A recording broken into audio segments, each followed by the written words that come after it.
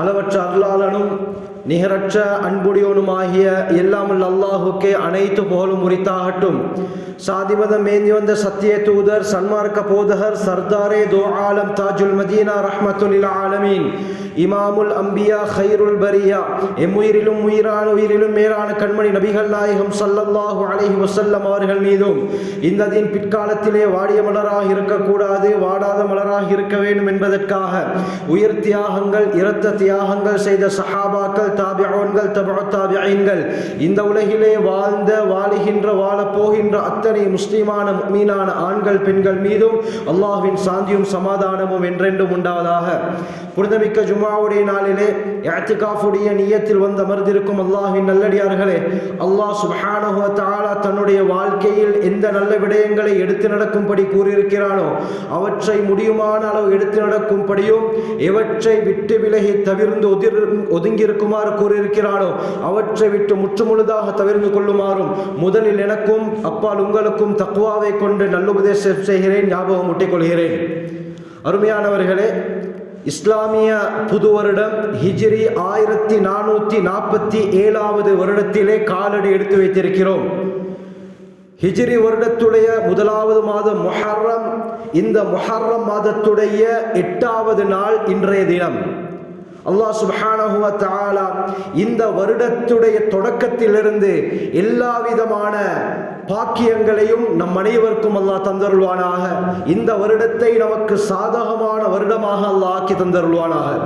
அருமையானவர்களே, உலகத்தில் எத்தனையோ மதங்கள் இருக்கின்றன. அவர்களுக்கு ஏற்றாற்போல் பல கோட்பாடுகள், பல விடயங்கள் இருக்கின்றன. உதாரணமாக கிறிஸ்தவர்களை எடுத்துக்கொண்டால் அவர்களுடைய வருடம் ஆரம்பிப்பது ஜனவரியில் இருந்து. ஜனவரி, பிப்ரவரி என்று அவர்களுடைய வருடம் ஆரம்பமாகும். இதே இந்துக்களை எடுத்துக்கொண்டால் அவர்களுடைய முதலாவது மாதம் தை என்பதாக சொல்லப்படுகிறது. இப்படி ஒவ்வொருவரும் அவர்களுக்கு ஏற்றாற்போல் அந்த வருட கணக்கை ஆரம்பித்திருக்கிறார்கள். அந்த அடிப்படையில் தான் அவர்கள் நேரத்தையும் திகதியையும் கணக்கிட்டு கொண்டிருக்கிறார்கள். ஆனால் அருமையானவர்களே, இதே போல முஸ்லிம்களுக்கும் ஒரு நாட்காட்டி இருக்கிறது, ஒரு கேலண்டர் இருக்கிறது. அந்த கேலண்டருடைய முதலாவது மாதம் ஜனவரி கிடையாது, தை கிடையாது. மாற்றமாக அந்த கேலண்டருடைய முதலாவது மாதம் முஹர்ரம். இது இஸ்லாமியர்களுடைய நாட்காட்டி. அந்த நாட்காட்டி, அதாவது அந்த கேலண்டரை எடுத்துக்கொண்டால் ஏனைய விடயங்களை போல அந்த வருடத்திலும் 12 ஷஹ்ரன் 12 மாதங்கள் தான் இருக்கின்றன. அல்லாஹ் சுப்ஹானஹு வ தஆலா ஒரு வருடத்துக்கு 12 மாதங்களை நிர்ணயித்து வைத்திருக்கிறான். அதிலே முதலாவது மாதம் நாம் இருக்கக்கூடிய இந்த முஹர்ரமுடைய மாதம். ஹிஜ்ரி, அதாவது இஸ்லாமிய கேலண்டர் அடிப்படையில் 1447 வருடம் இது. இந்த 1447 வருடம் இந்த ஹிஜ்ரி நாட்காட்டி யாரின் காலத்திலே எந்த விடயத்தை வைத்து ஆரம்பிக்கப்பட்டது என்று சொன்னால், அருமையானவர்களே, இஸ்லாமிய வரலாறுகளை நாம் அறிந்து கொள்வது மிக முக்கியமான ஒரு விடயம். ஹஜ்ரத் உமர் பின் ஹத்தாப் ரலியல்லாஹு அன்ஹு அவர்களுடைய ஆட்சி காலம். அல்லாமா இப்னு கஸீர் அல் பிதாயா வன் நிஹாயாவுல குறிப்பிடுறாங்க. அல்லாமா வாகிதி ரஹ்மத்துல்லாஹி அலைஹி சொல்றாங்க, உமர் பின் ஹத்தாப் ரலியல்லாஹு அன்ஹு அவர்களுடைய ஆட்சி காலம் ஹிஜ்ரி 17வது வருடம் ஒரு சம்பவம் நடக்குது. அதாவது ஒரு மனிதர் இன்னொரு மனிதருக்கு கடன் கொடுத்திருக்கிறார். கடன் எடுத்தவர், உனக்கு இந்த கடனை நான் ஷஅபான் மாதம் திருப்பி தருகிறேன் என்று ஒரு எக்ரிமெண்ட்டும் எழுதினார். ஆனால் ஷஅபான் என்ற மாதத்தை மட்டும் தான் குறிப்பிட்டிருந்தார். எந்த வருடம் என்று அந்த எக்ரிமெண்ட்ல, அந்த ஒப்பந்தத்திலே எழுதப்படவில்லை. கடன் கொடுத்தவர் வீட்டுக்கு வருகிறார். வந்து எக்ரிமெண்டை பார்த்தால் ஷஅபான் என்று மட்டும் இருக்கிறது. எந்த வருடம் கடனை திருப்பி தருவது என்று எழுதப்படாமல் இருந்தது. அதனால கடன் கொடுத்தவருக்கு பெரும் சிக்கல் ஏற்படுது. ஷஅபான் மட்டும் தான் இருக்குது, இவர் எடுத்த கடனை எப்பொழுது திருப்பி தருவார் என்று குழம்பி போய் இந்த பிரச்சனை முத்தி உமர் பின் ஹத்தாப் ரலியல்லாஹு அன்ஹு அவர்கள் வரை போய் சேர்கிறது. உமர் ரலியல்லாஹு அன்ஹு கடிதத்தை எடுத்து பார்க்கிறாங்க. ஷஅபான் என்ற அந்த மாதம் மட்டும் தான் எழுதப்பட்டிருந்தது. உடனே கேட்டார்கள், ஐயோ ஷஅபான், ஷாபான் என்று மட்டும் எழுதப்பட்டிருக்கிறது. இது எந்த ஷாபானை குறிக்கும்? அமின் ஹாதிஹி ஸனா, இந்த வருடத்துடைய ஷாபானா இதனுடைய நாட்டம்? அமில்லதி கப்லஹா, அல்லது சென்ற ஷாபானா? அமில்லதி பஅதஹா, அல்லது வரக்கூடிய ஷாபான் என்று தான் இவர் எழுதியிருக்கிறாரா? ஒன்றுமே இல்லையே, மொட்டையாக இருக்குது என்று சொல்லி உமர் பின் கத்தாப் ரலியல்லாஹு அன்ஹு மக்களை ஒன்று திரட்டுறாங்க. இப்படியாப்பட்ட சிக்கல் வரும் பொழுது நாங்கள் ஒரு கேலண்டரை உருவாக்க வேண்டும்.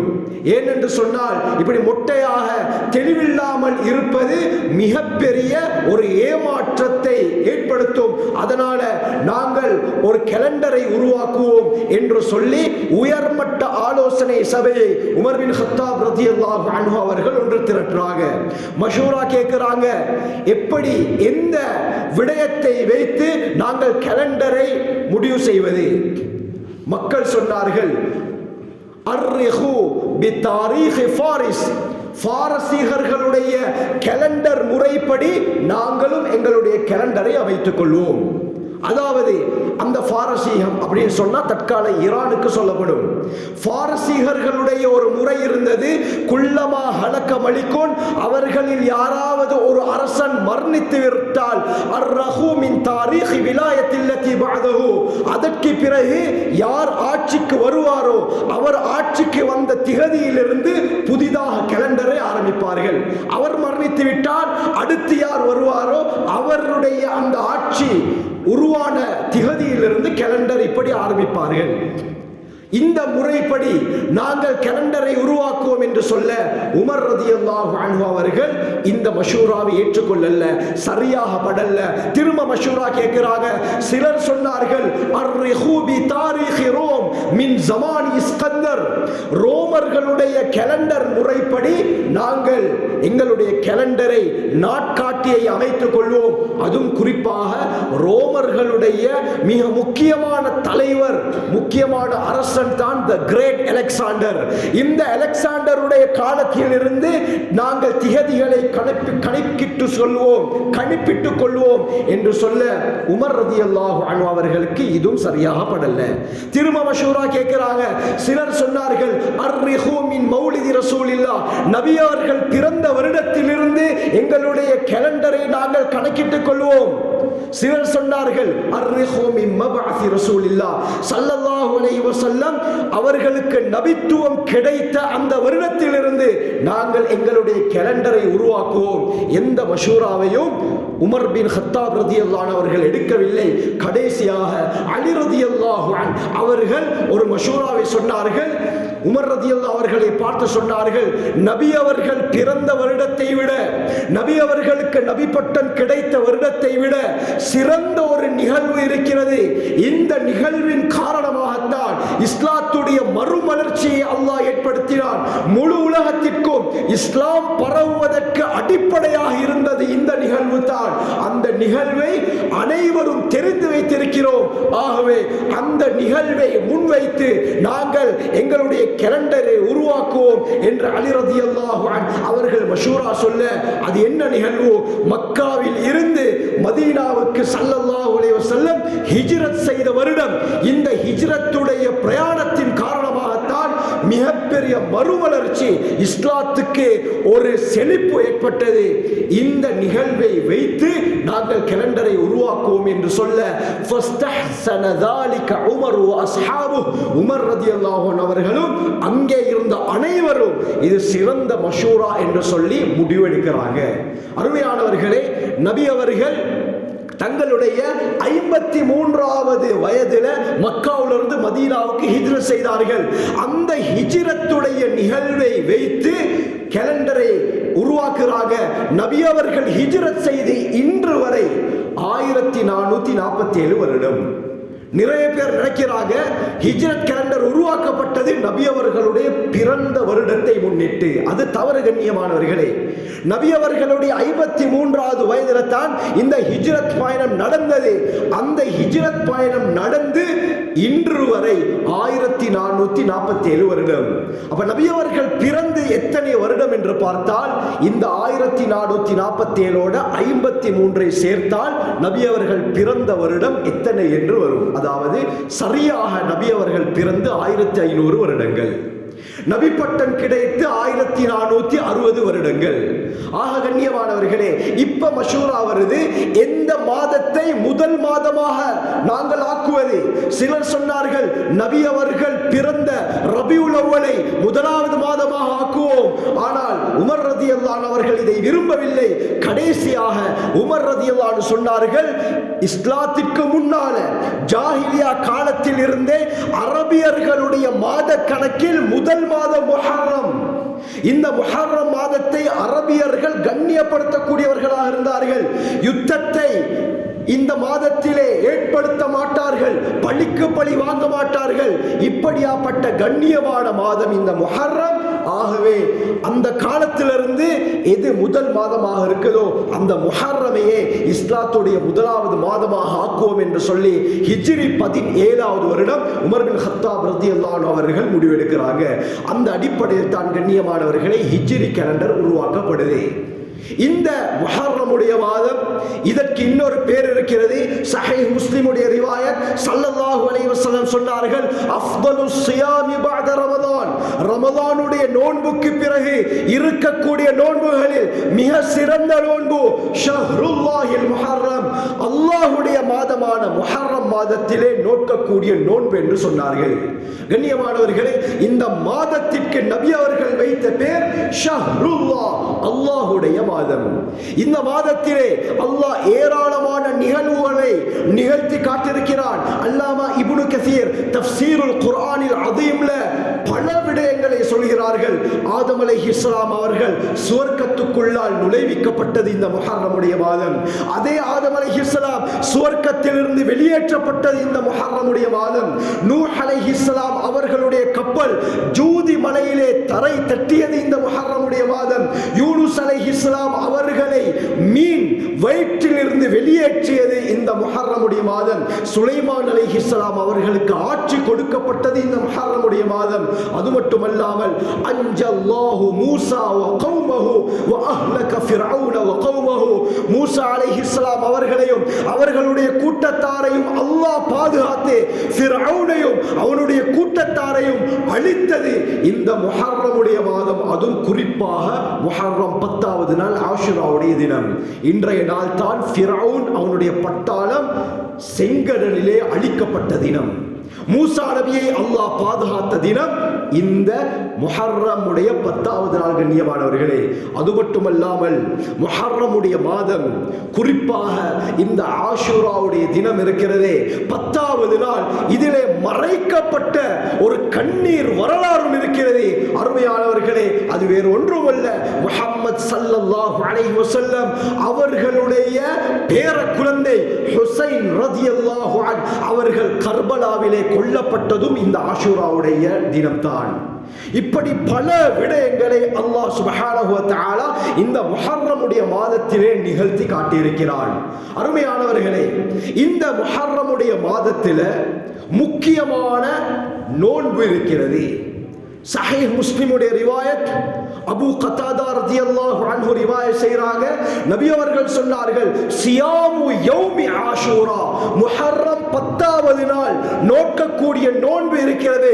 அஹ்தஸிபு அலல்லாஹ் அய்யுகஃபிர ஸலத்தல்லதி கப்லஹு, முன்னால் ஒரு வருடம் செய்த சிறு பாவங்களுக்கு இந்த நோன்பு பரிகாரமாக அமையும் என்று நான் அல்லாஹ்விடத்திலே ஆதரவு வைக்கிறேன் என்று சொன்னார்கள்.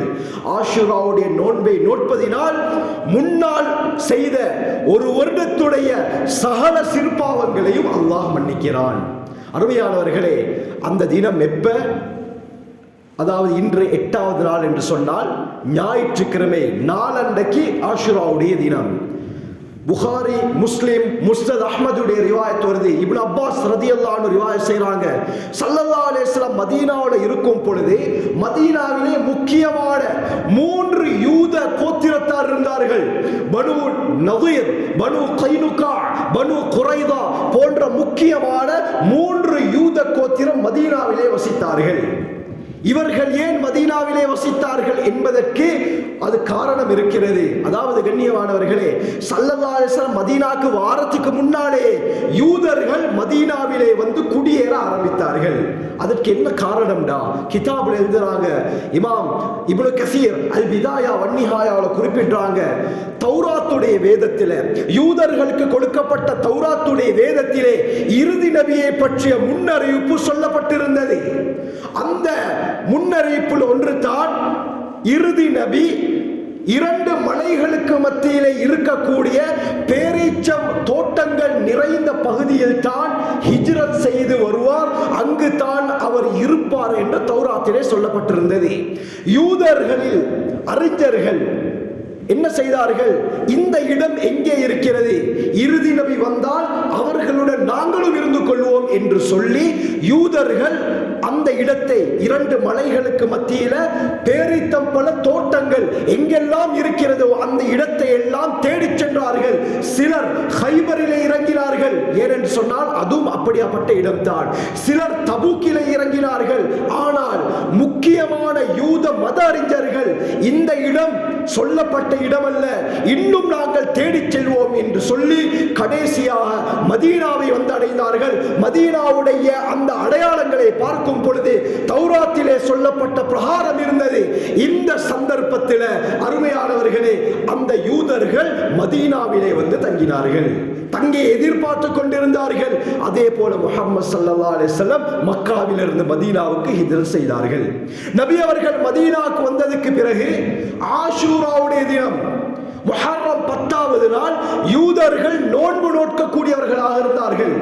நபி அவர்கள் யூதர்களை பார்த்து, இன்றைக்கு நீங்க நோன்பு நோக்கிறீங்களே, என்ன காரணம்? இன்றைக்கு நோன்பு நோட்பதற்கு ஏதாவது ஸ்பெஷல் இருக்குதா என்று கேட்டோட யூதர்கள் சொன்னார்கள், இன்றைய நாள் இந்த முஹர்ரம் 10வது நாள் எப்படியாப்பட்ட தினம் தெரியுமா? அன்ஜல்லாஹு மூஸா வ கௌமா வ அஹ்லக ஃபிர்அவுன வ கௌமா, நம்முடைய எங்களுடைய நபி மூஸா அலைஹிஸ்ஸலாம் அவர்களையும் அவர்களுடைய கூட்டத்தாரையும் அல்லாஹ் பாதுகாத்து ஃபிர்அவுனையும் அவருடைய கூட்டத்தாரையும் அழித்தொழித்த நாள் இந்த முஹர்ரம் 10வது நாள். இன்றைய தினத்திலே ஃபஸாமஹு மூஸா ஷுக்ரன் லில்லாஹ், மூஸா அலைஹிஸ்ஸலாம் அல்லாஹ்வுக்கு நன்றி தெரிவிக்கும் முகமாக இந்த ஆஷூராவுடைய தினத்திலே நோன்பு நோற்றார்கள்.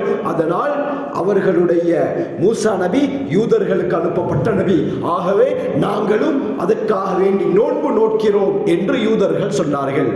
இதை கேட்ட ஸல்லல்லாஹு அலைஹி வஸல்லம் அந்த யூதர்களை பார்த்து, அன அஹக்கு பி மூஸா மின்கும், உங்களை விட ஹஜ்ரத் மூஸா அலைஹிஸ்ஸலாம் அவர்களுக்கு மிக நெருக்கமானவன், மிக தகுதியானவன் நான் தான். ஏன்? நானும் ஒரு நபி, அவரும் ஒரு நபி. ஆகவே உங்களை விட மூஸா நபிக்கு மிக நெருக்கமானவன் நான் தான் என்று சொல்லி நானும் நோன்பு நோட்பேன் என்று ஹஜ்ரத் ஸல்லல்லாஹு அலைஹி வஸல்லம் சொன்னார்கள். இப்னு அப்பாஸ் ரலியல்லாஹு அன்ஹு அவர்கள் சொல்றாங்க, முஸ்னத் அஹ்மதுடைய ரிவாயத்துல வருது, யா ரசூலல்லாஹ், இன்றைய தினம் யூதர்கள் நோன்பு நோட்டிருக்கிறார்களே, நாங்களும் நோன்பு நோட்க வேண்டுமா என்று சொன்னோட ஸல்லல்லாஹு அலைஹி வஸல்லம் சொன்னார்கள், நான் அடுத்த வருடம் உயிருடன் இருந்தால் ல அஸூமன்ன தாசிஅ, 9வது நாளையும் சேர்த்து நோன்பு நோட்பேன் என்று நபி அவங்க சொன்னாங்க. ஆனால் அடுத்த வருடம் நபி அவர்கள் உயிருடன் இருக்கவில்லை, நபி அவர்களுடைய வஃபாத் ஏற்பட்டது. ஆகவே யூதர்களுக்கு முஸ்னத் அஹ்மதுடைய ரிவாயத் ஹாலிஃபுல் யஹூத், யூதர்களுக்கு நீங்கள் மாற்றம் செய்யுங்கள் என்று சொல்லிவிட்டு சூமு கப்லஹு யௌமன் அவ் பஅதஹு யௌமன், ஆஷூராவுடைய முஹர்ரம் 10வது தினத்துக்கு முன்னால் அல்லது அதற்கு பின்னால் ஒரு தினத்திலே நோன்பு நோற்றுக் கொள்ளுங்கள் என்று நபி அவங்க சொன்னாங்க. கண்ணியமானவர்களே, 10வது நாள் மட்டும் யூதர்கள் நோன்பு நோட்பார்கள். ஆனால் யூதர்களுக்கு மாற்றம் செய்ய சொல்லி நபி அவர்கள் என்ன சொன்னாங்க? 10வது தினத்திலும் நோன்பு நோடுங்கள். இதே போல அதற்கு முந்திய தினம் தாசுஆ, 9வது நாள். ஆஷூரான்னு சொன்னால் 10வது நாள். ஆஷூரா என்றால் கருத்து 10வது நாள், தாசுஆ என்று சொன்னால் 9வது நாள். ஆகவே 9, 10 நோன்பு நோற்றுக் கொள்ளுங்கள். அப்படி முடியாவிட்டால் 10, 11 நோன்பு நோற்றுக் கொள்ளுங்கள் என்று தெளிவாக ஹதீஸ்ல ஸல்லல்லாஹு அலைஹி வஸல்லம் சொல்லிவிட்டார்கள். கண்ணியமானவர்களே, இந்த ஹதீஸ்களை வைத்து மார்க்க அறிஞர்கள் சொல்றாங்க, என்னண்டா, ஒரு மனிதர் 9ம் 10ம் நோன்பு நோற்றுக் கொள்ளலாம், எந்த பிரச்சனையும் கிடையாது. ஆனால் அவருக்கு ஏதாவது தடங்கள் ஏற்பட்டு விட்டால் 9 விட்டுவிட்டு 10யும் 11யும் நோன்பு நோற்றுக் கொள்ளலாம். இதே போல 9, 10, 11 3 நாட்களிலும் நோன்பு நோட்பதும் விரும்பத்தக்கது என்பதாக மார்க்கறிஞர்கள் கூறுறாங்க. 2 நோன்பையும் நோக்கலாம், எந்த பிரச்சனையும் இல்லை. 3 நாட்களும் நோக்கலாம், பிரச்சனை இல்லை. இமாம் ஷாஃபிஈ ரஹ்மத்துல்லாஹி அலைஹி சொல்றாங்க, 10வது தினத்தில் மட்டும் ஒருத்தர் நோன்பு நோக்கிறாரா அதுவும் பிரச்சனை இல்லைன்றாங்க. ஏண்டா ஃபர்து இல்லை இது. இந்த நோன்பு சுன்னத்து. ஆரம்பத்தில் இமாம் ஹாஸின் தஃப்சீர்ல குறிப்பிடுறாங்க, ரமலானுடைய நோன்பு கடமையாக்கப்படுவதற்கு முன்னால் இஸ்லாத்திலே அல்லாஹ் கடமையாக்கிய ஃபர்தாக்கிய நோன்பு இந்த ஆஷுராவுடைய நோன்பு. அந்த காலத்தில் ஆரம்ப கட்டத்தில் மக்காவிலே இருந்த சமயம் இந்த ஆஷுராவுடைய நோன்பை கட்டாயமாக நபியவர்களும் சஹாபாக்களும் பிடித்துக் கொண்டிருந்தார்கள். எப்ப ரமலானுடைய நோன்பு ஹிஜ்ரி 2ல கடமையாக்கப்பட்டதோ அதோட ஆஷுரா ஃபர்த் என்பது இல்லாமலாக்கப்பட்டு சுன்னத்தாக மாறிவிட்டது. ஆக கண்ணியமானவர்களே, நோன்பு நோக்கும் பொழுது மீண்டும் கூறுகிறேன், 3 அதாவது 9, 10, 11 3 நாட்களும் நோன்பு நோக்கலாம், எந்த பிரச்சனையும் கிடையாது.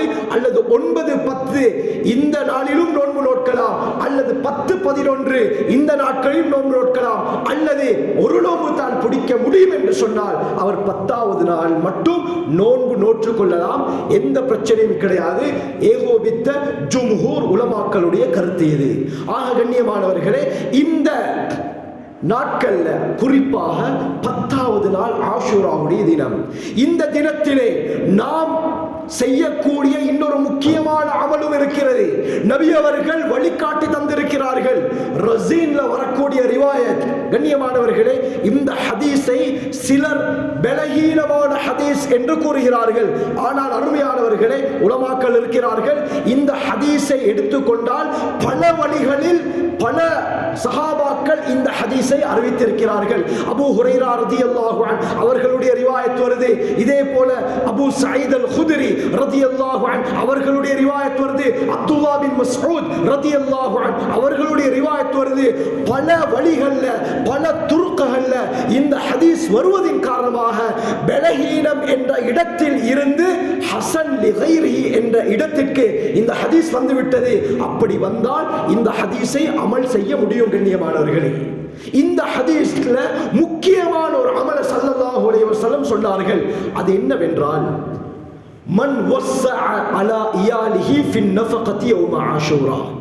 ஆஷுராவுடைய தினத்தில் யார் தன்னுடைய குடும்பத்திற்காக வேண்டி தாராளமாக செலவழிக்கிறாரோ, வஸ்ஸஅல்லாஹு அலைஹி ஸாயிர ஸனதிஹி, முழு வருடத்துடைய செலவின் பொறுப்பை அல்லாஹ் ஏற்றுக்கொள்கிறான் என்று ஸல்லல்லாஹு அலைஹி வஸல்லம் சொன்னார்கள். அருமையானவர்களே, ஆஷூரா வரக்கூடிய ஞாயிற்றுக்கிழமை, நாளண்டைக்கு ஆஷூராவுடைய தினம். இந்த தினத்தில் யார் தன்னுடைய குடும்பத்துக்காக வேண்டி தாராளமாக செலவழிக்கிறாரோ, அருமையானவர்களே, தாராளம் என்று சொல்லும் பொழுது அல்லாமா மன்சூர் அல் உஜைலி ரஹ்மத்துல்லாஹி அலைஹி ஹாஷியத்து ஷர்ஹில் மின்ஹாஜில தெளிவாக குறிப்பிடுறாங்க, ஒரு மனிதர் தனக்கு எவ்வளவு முடியுமோ அந்த அளவுக்கு தன்னுடைய குடும்பத்துக்காக, குழந்தைக்காக, மனைவிக்காக, பெற்றோருக்காக, தன்னுடைய பொறுப்புக்கு கீழால் யாரெல்லாம் இருக்கிறார்களோ அவர்களுக்கு செலவழிக்க முடியும். ஆனால் அவரிடத்திலே பணம் இல்லை என்று சொன்னால், வசதி வாய்ப்பு இல்லை என்று சொன்னால், அவருடைய குணத்தை விசாலமாக்கிக் கொள்ளட்டும். மற்றவர்களுக்கு அநியாயம் செய்வதை விட்டு அவர் தவிர்த்து கொள்ளட்டும் என்று சொல்றாங்க. கண்ணியமானவர்களே, இன்றைய தினத்தில் கட்டாயம் செலவழிக்கணுமே என்று சொல்லி பெரிய அமௌண்ட்டை கடன் எடுத்து செலவழிக்க சொல்லி இஸ்லாம் சொல்லல. தன்னிடத்தில் எவ்வளவு இருக்கிறதோ, கண்ணியமானவர்களே, 1000 ரூபாய் இருக்குதா, எந்த பிரச்சனையும் இல்லை, அன்றைய தினம் தன்னுடைய குடும்பத்துக்காக அந்த பணத்திலே நீங்கள் தாராளமாக செலவழிங்க. 100 ரூபாய் தான் இருக்குதா, எந்த பிரச்சனையும் இல்லை, 100 ரூபாவுல 2 சாமான்கள் குடும்பத்துக்கு வாங்கி கொடுத்தாலும் இந்த சிறப்பை அந்த அடியான் அடைந்து கொள்வார். அருமையானவர்களே, இந்த ஹதீஸுக்கு கீழால அதிகமான உலமாக்கள் சொல்லக்கூடிய கருத்து என்னன்னா, முதலாவது இமாம் சுஃபியான் அஸ்-ஸௌரி ரஹ்மத்துல்லாஹி அலைஹி சொல்றாங்க, இன்னா கத் ஜர்ரப்னாஹு, இந்த ஹதீஸிலே சொல்லப்பட்ட விடயத்தை நாங்கள் வாழ்க்கையிலே பழக்கமாக்கிக் கொண்டோம். ஃபவஜத்னாஹு கதாலிக். ஹதீஸ்ல எந்த விடயம் உங்களுக்கு கிடைக்கும் என்று நபி அவர்கள் சொன்னார்களோ அதை நாங்கள் கண்கூடாக பார்த்தோம் என்று சொல்றாங்க. அதை நாங்கள் அடைந்து கொண்டோம்.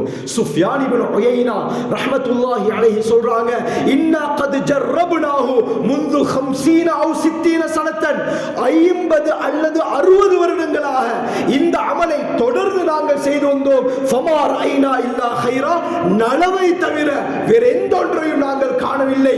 நபி அவர்கள் ஹதீஸிலே சொன்ன பிரகாரம் முழு வருடத்திலும் அல்லாஹ் எங்களுக்கு பரக்கத் செய்தான். 50 வருடங்களாக இதனுடைய பிரயோஜனத்தை அடைந்து கொண்டிருந்தார்கள். இமாம் இப்னு ஆபிதீன் ஹனஃபி மذஹபுடைய முக்கியமான இமாம், ரத்துல் முக்தார் என்ற ஹனஃபி மذஹபுடைய கிதாபுடைய ஹாஷியாவுல குறிப்பிடுறாங்க, ஜாபிர் ரலியல்லாஹு அன்ஹு அவங்க சொல்றாங்க, நபி அவர்கள் சொன்ன பிரகாரம் நாங்கள் வாழ்க்கையிலே இந்த அமலை கடைபிடித்து வந்தோம். வலம் யதகல்லஃப், நபி அவர்கள் சொன்ன நலவிலிருந்து ஒன்று கூட எங்களுக்கு தப்பி போகவில்லை. எல்லா பலன்களையும் நாங்கள் அடைந்து கொண்டோம். ஒரு நாள் செலவழித்தோம், மீதி 364 நாட்களுடைய செலவுடைய பொறுப்பை, ரிஸ்குடைய பொறுப்பை அல்லாஹ் ஏற்றுக்கொண்டான் என்று கிதாபில் எழுதப்படுது. ஆக கண்ணியமானவர்களே, தாராளமாக எங்களுடைய குடும்பத்துக்காக வேண்டி செலவழிக்க வேண்டும். புகாரியுடைய ரிவாயத், ஸல்லல்லாஹு அலைஹி வஸல்லம் சொன்னார்கள், இப்னு ஆதம், ஆதமுடைய மகனே, அன்ஃபிக், நீ செலவழி, உன்ஃபிக் அலை, உனக்கு நான் செலவழிக்கிறேன் என்று அல்லாஹ் கூறுகிறான். தாராளமாக செலவழிக்கணும் கண்ணியமானவர்களே. செலவழிக்க அல்லாஹ் எங்களுக்கு பரக்கத் செய்வான். ஸல்லல்லாஹு அலைஹி வஸல்லம் அவர்களும் இதைத்தான் செய்தார்கள், செய்து காட்டினார்கள். சஹாபாக்களுக்கு இதைத்தான் செய்ய சொன்னார்கள், சஹாபாக்களும் செய்தார்கள், வாழ்க்கையிலே கண்டார்கள். கண்ணியமானவர்களே, இமாம் இப்னு அஸாகிர், தாரகுத்னி போன்ற ஹதீஸ் கிரந்தங்களிலே பதியப்பட்டிருக்கிறது, ஹஜ்ரத் ஸல்லல்லாஹு அலைஹி வஸல்லம் அவர்கள் ஹுனைனுடைய யுத்தத்திலே மிகப்பெரிய வெற்றியை அடைந்தார்கள். அந்த யுத்தத்திலே மிகப்பெரிய வெற்றி பொருட்கள் நபி அவர்களுடைய காலடிக்கு கீழால் வந்தது. கண்ணு கெட்டக்கூடிய அளவுக்கு ஆட்டு மந்தைகள். சவுதி அரேபியாவை எடுத்துக்கொண்டால் அதிகமாக பள்ளத்தாக்குகள் தான் இருக்கும். இங்கிருந்து பார்த்தால் அந்த தூரத்திலே இருக்கக்கூடியவைகள் தெளிவாக விளங்கும். அந்த அளவுக்கு கண்ணுக்கு தெரியக்கூடிய அளவுக்கு ஆடுகள் நிரம்ப அந்த ஹுனைனுடைய யுத்தத்திலே நபி அவர்களுக்கு வெற்றி பொருட்கள் கிடைத்தது. ஏராளமான ஒட்டகங்கள், தங்கம், வெள்ளி நாணயங்கள் கிடைத்தது. இந்த சந்தர்ப்பத்தில் சஃப்வான் இப்னு உமையா மக்காவில் இருந்த மிகப்பெரிய கோடீஸ்வரர், ஆனால் காஃபிராக இருந்தார். சஃப்வான் இப்னு உமையா நபி அவர்களை பார்ப்பதற்காக அந்த ஜிஅரானா, அந்த வெற்றி பொருட்கள் ஜிஅரானா என்ற இடத்தில் தான் ஒன்று சேர்க்கப்பட்டிருந்தது. அந்த இடத்துக்கு வாராரு. பள்ளத்தாக்க பார்த்தா கண்ணு கெட்டக்கூடிய அளவு காட்டு மந்தைகள். இதை பார்த்து ஆச்சரியப்பட்டு கொண்டிருந்தாரு. இவ்வளவு ஆடா, நான் மக்காவிலே மிகப்பெரிய கோடீஸ்வரனாக இருந்தும் இப்படி நான் அடைந்ததில்லையே என்று ஆச்சரியப்பட்டு பார்த்துக்கு இருந்தாரு. ஸல்லல்லாஹு அலைஹி வஸல்லம் சஃப்வான் இப்னு உமையா பாப்பதை பார்த்து விட்டார்கள். உடனே கேட்டாங்க, யா அபா வஹப், அபூ வஹப் சஃப்வான் இப்னு உமையாவுடைய புனை பேர். யா அபா வஹப் யுஅஜிபுக ஹாதா ஷஅப், அபூ வஹபே, என்ன இந்த பள்ளத்தாக்கு உங்களை ஆச்சரியப்படுத்துதா? உடனே சொன்னாரு, பிறகு எப்படி ஆச்சரியப்படுத்தாமல் இருக்க முடியும்?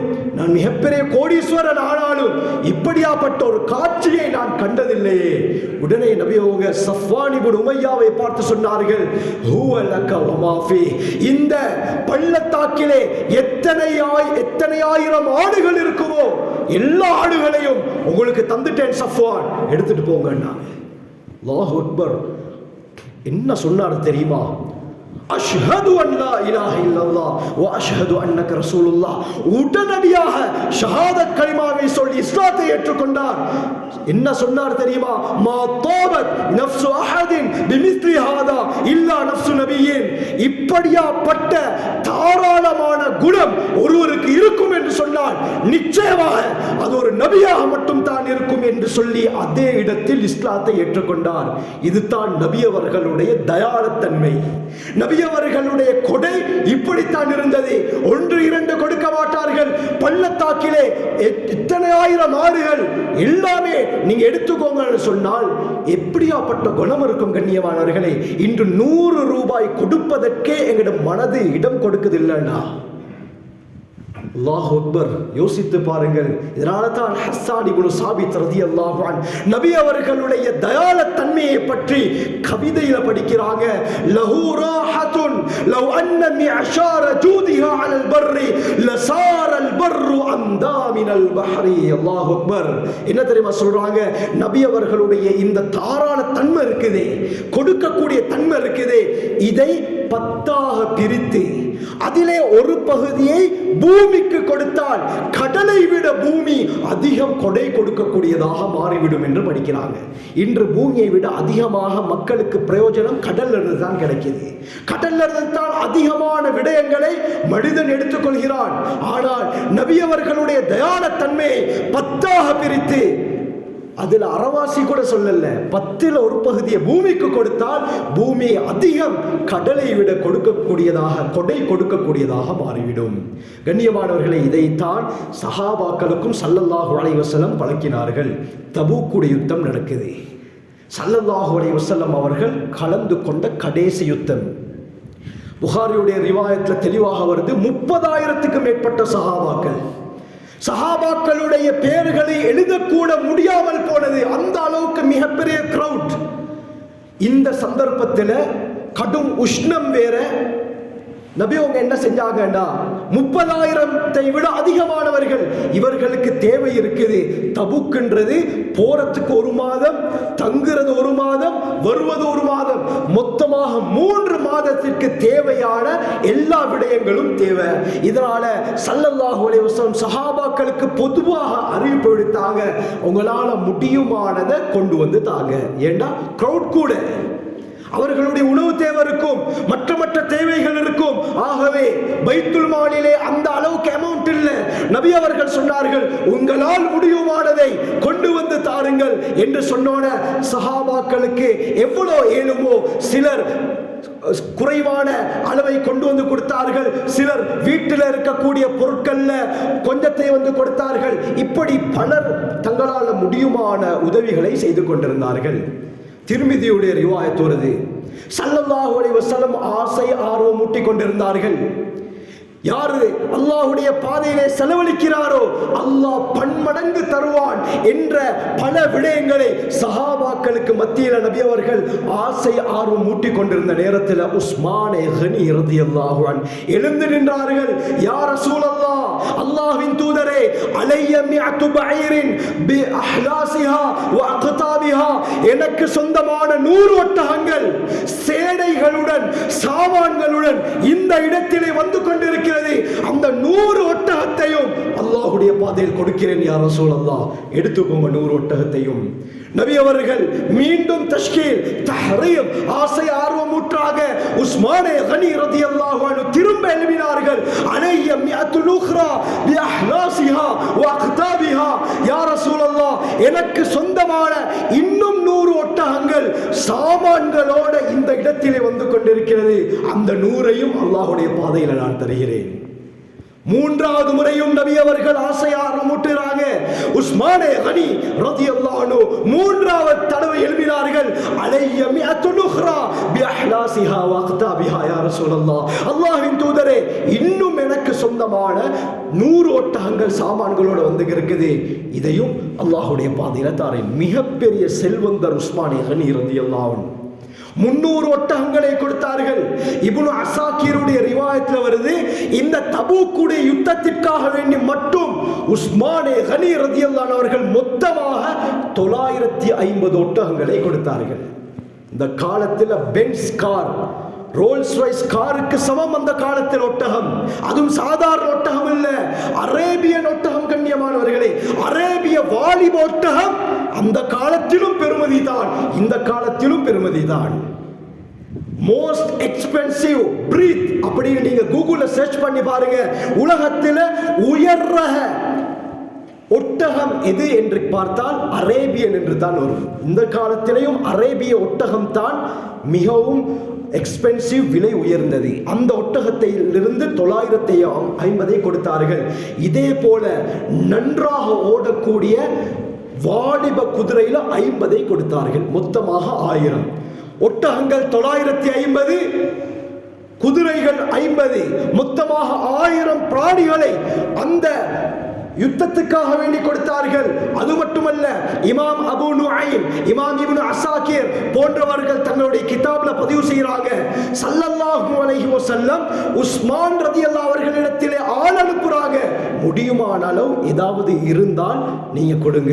கண்ணியமானவர்களே, எவ்வளவு கொண்டு வந்தாங்கன்னா 10,000 தீனார்கள், தங்க நாணயங்கள், 10,000 தங்க நாணயங்களை எடுத்து கொண்டு வந்து நபி அவர்களுடைய மடியில கொட்டுறாங்க. யா ரசூலல்லாஹ், இது எல்லாத்தையுமே எடுத்துக்கோங்க. ஹயாத்து ஸஹாபாவுல வருது, அந்த யுத்தத்தில் 30,000க்கு மேற்பட்ட சஹாபாக்கள்ல 1/3 பொறுப்பை உஸ்மானே கனி ரலியல்லாஹு அன்ஹு அவர்கள் எடுத்தார்கள். கிட்டத்தட்ட 10,000 பேருக்கு தேவையானதை உஸ்மான் ரலியல்லாஹு அவர்கள் செய்து கொடுத்தார்கள். ஸல்லல்லாஹு அலைஹி வஸல்லம் மடியில வந்து அந்த தங்க நாணயங்களை போடுகிறார்கள். ஸல்லல்லாஹு அலைஹி வஸல்லம் அந்த தங்க நாணயத்துக்குள்ளால் தங்களுடைய 2 கைகளை விட்டு அப்படியே அள்ளியவாறு சொன்னார்கள், கஃபரல்லாஹு லக யா உஸ்மான், உஸ்மானே வமா அஸ்ரர்த வமா அஅலன்த வமா ஹுவ காயினுன் இலா அன் தகூம ஸஆ, கியாமத்துடைய நாள் வரை நீங்கள் ரகசியமாக, பரஹசியமாக, வெளிரங்கமாக, மறைவாக செய்யக்கூடிய எல்லா பாவங்களையும் மன்னித்து விட்டான். மா தர்ர உஸ்மான் மா அமில பஅத ஹாதா, உஸ்மானே இதற்கு பின்னால நீங்கள் நஃபிலான சுன்னத்தான எந்த அமலை செய்யாவிட்டாலும் பிரச்சனை கிடையாது, உங்களுக்கு தீங்கிழைக்காது, நீங்கள் சுவர்க்கவாதி என்றார்கள். அருமையானவர்களை, 10,000 தங்க நாணயங்கள் இந்த காலத்தில் எவ்வளவு பெருமதி தெரியுமா? இந்த காலத்தில் நபி அவர்களுடைய காலத்தில் இருந்த ஒரு தங்க நாணயம் தீனார் 4 கிராம் கோல்ட். இந்த காலத்தில் நபி அவர்களுடைய காலத்தில் இருந்த ஒரு தங்க நாணயம் இந்த காலத்தில் 4 கிராம் பியோர் கோல்ட். இந்த காலத்தில் 24 கேரட் 24 கேரட் தங்கத்துடைய 1 கிராம் விலை இன்றைய தினத்தில் எவ்வளவுன்னு பார்த்தால் 35,330 ரூபாய். ஸ்ரீலங்காவுடைய கணக்கில் சரி 330 விட்டு விடுவோம், 35,000 ரூபாய் 1 கிராமுடைய விலை. அப்ப 4 கிராமுடைய விலை எவ்வளவு? 1,40,000. இந்த 1,40,000 பெறுமதியானது தான் நபி அவர்களுடைய காலத்தில் இருந்த ஒரு தங்க நாணயம். உஸ்மான் ரலியல்லாஹு அன்ஹு அவர்கள் எத்தனை தங்க நாணயங்களை கொடுத்தார்கள்? 10,000. கண்ணியமானவர்களே, ஸ்ரீலங்காவுடைய பெருமதிப்படி இன்றைய தினம் உஸ்மான் ரலியல்லாஹு அன்ஹு அவர்கள் கொடுத்த தங்க நாணயங்களுடைய பெருமதி 1,400 கோடி. சுப்ஹானல்லாஹ், 1,400 கோடி. கண்ணியமானவர்களே, அது மட்டுமல்லாமல் எத்தனை ஒட்டகங்களை கொடுத்தார்கள்? 950. இந்த காலத்தில் அரேபிய வாலிபோட்டகம் எந்த அளவுக்கு விற்பனை செய்யப்படுது? சமீபத்தில் சவுதி அரேபியாவுடைய ரியாதுல 1,33,000 அமெரிக்கன் டாலருக்கு விற்பனை செய்யப்பட்டது. அதை ஸ்ரீலங்கா மணியில கன்வெர்ட் பண்ணி பார்த்தால் 399 கோடியே 99 லட்சம். சாரி, 3 கோடியே 99 லட்சம், அதாவது 4 கோடி. ஒரு ஒட்டகத்துடைய பெருமதி 4 கோடி ஸ்ரீலங்காவுடைய மதிப்புல. உஸ்மான் ரலியல்லாஹு அன்ஹு அவர்கள் 950 ஒட்டகங்களை கொடுத்தார்கள். அதனுடைய அமௌண்ட் எவ்வளவு என்று பார்த்தால் 3,800 கோடி. கண்ணியமானவர்களை, இந்த கால பெருமதி 3,800 கோடி. இங்கால 10,000 தங்க நாணயத்துடைய பெருமதி 1,400 கோடி. மொத்தம் எவ்வளவு? 5,200 கோடி வருது. இதே போல 50 வாலிப குதிரைகள். ஒரு குதிரை சமீபத்தில் 2,50,000 அமெரிக்கன் டாலருக்கு விற்பனை செய்யப்பட்டது. ஸ்ரீலங்காவுடைய மணியில கன்வெர்ட் பண்ணி பார்த்தால் 7,5 கோடி வருது ஒரு குதிரையுடைய பெருமதி. நல்ல வாலிபோட்டகம், ரோல்ஸ் ராய்ஸ் காருடைய பெருமதி இந்த காலத்தில். ஒரு குதிரையுடைய, ஒரு வாலிப குதிரையுடைய, அரேபிய குதிரையுடைய பெருமதி 7,5 கோடி. 50 குதிரைகளை கொடுத்தார்கள். அமௌண்ட் எவ்வளவு? 375 கோடி. கண்ணியமானவர்களே, அப்ப மூன்றையும் சேர்த்தால் அல்லாஹ் அக்பர், பணத்தை எடுத்தால் 1400 கோடி, குதிரை எடுத்தால் 375 கோடி, ஒட்டகத்தை எடுத்தால் 3800 கோடி, கூட்டி பார்த்தால் 5575 கோடி பெருமதியான பொருட்களை ஒரே சந்தர்ப்பத்தில் உஸ்மானிய கனி ரலியல்லாஹு அன்ஹு அவர்கள் தபூக் யுத்தத்தில் கொடுத்தார்கள். இது போன்ற ஒரு அமௌண்ட உலகத்தில் யாராவது கொடுத்திருக்கிறார்களா? இல்லை கண்ணியமானவர்களே. உலகத்தை அசர வைத்தவர்கள் உஸ்மானிய கனி ரலியல்லாஹு அன்ஹு. இதற்கு காரணம் என்ன? நபி அவர்கள் சொன்னார்கள், நீங்க எவ்வளவு செலவழிக்கிறீங்களோ அதை விட அல்லாஹ் பன்மடங்கு தருவான். சஹாபாக்கள் நம்பினார்கள். இந்த உலகத்துடைய பொருட்களை துச்சமாக கருதினார்கள். இது அல்லாஹ் தந்தது. பணம் இன்று இருக்கும், நாளை இன்னொரு இடத்தில் இருக்கும். அதனால தான் அரபியில பணத்துக்கு மால் என்று சொல்றது. மால் என்று சொன்னால் சாயக்கூடியது என்றது கருத்து. இன்றைக்கு எரக்டர் இருக்கும், நாளைக்கு அந்த பணம் இன்னொருத்தர் இருக்கும். ஜஹப், தங்கத்துக்கு அரபுல சொல்றது ஜஹப், அதாவது போகக்கூடியது.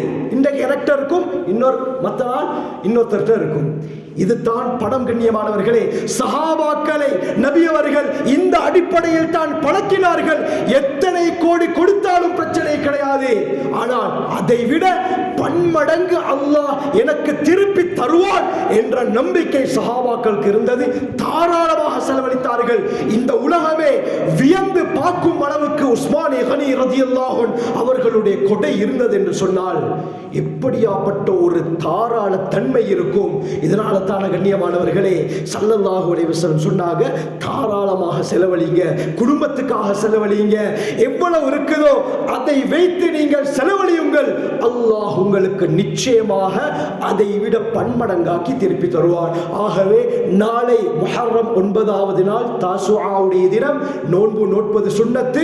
மறுநாள் ஆஷுராவுடைய தினம், முஹர்ரம் 10வது நாள் மிக முக்கியமான தினம். நோன்பு நோட்பது மட்டுமல்லாமல் நாங்கள் முடியுமான அளவு அந்த ஆஷுராவுடைய தினத்திலே செலவழிப்பதற்கு முயற்சி செய்வோம். ஆகவே நாம் நம் வாழ்க்கையை சிறந்த முறையில் அமைத்துக் கொள்ள வல்ல அல்லாஹ் நம் அனைவருக்கும் கிருபை செய்வானாக. யா அல்லாஹ், நான் செஞ்ச எல்லா பாவங்களையும் மன்னிச்சிடு யா அல்லாஹ். சகல சக்திக்கும் சொந்தக்காரன் யா அல்லாஹ். யா அல்லாஹ், நம்முடைய எல்லா தேவைகளையும் அறிந்தவன் யா அல்லாஹ். நம்முடைய எல்லா தேவைகளையும் ஹலாலான முறை நிறைவேற்றி தந்திரு யா அல்லாஹ். நபி அவர்கள் கேட்ட எல்லா கயிர்களையும் நாங்களும் கேட்கிறோம் யா அல்லாஹ். எல்லா ஷர்களை விட்டும் எங்களையும் போற உம்மத்தையும் பாதுகாத்திரு யா அல்லாஹ். வாஹிரு தஅவானா அல்ஹம்துலில்லாஹி ரப்பில் ஆலமீன்.